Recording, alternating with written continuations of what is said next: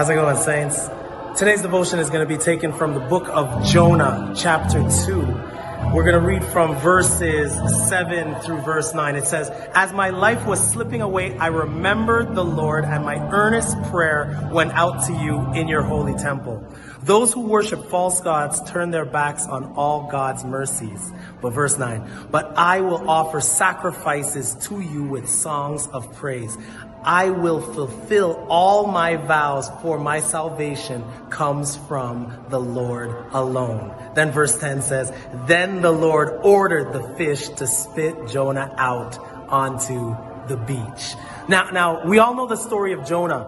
Now, the thing with this text that I selected is that in the story of Jonah, Jonah went so far off the beaten path of where God wanted him to be. But the thing is, there was a moment where there's a switch. There's a moment where there's a realization. He goes so far off. He gets into trouble. He gets devoured. And in the belly of the fish, he starts to pray. But that's not where the switch happens. The switch happens in verse 9. And the switch, I'm going to read it again. It says, verse 9, "But I will offer sacrifices to you with songs of praise. I will fulfill all my vows, for my salvation comes from the Lord." When Jonah realized that the sacrifice that he needed to offer, when he gave that sacrifice of praise, when he fulfilled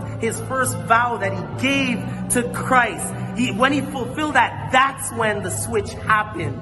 When we're going through our troubles, we're going through our tribulation, God has us on a path. But it's when we realize that we need to give that sacrifice, we need to give that song of praise, we need to fulfill that original commitment. That's when the switch happens. That's when the change happens. Then the Bible says in verse 10, "Then the Lord ordered the fish to spit him out."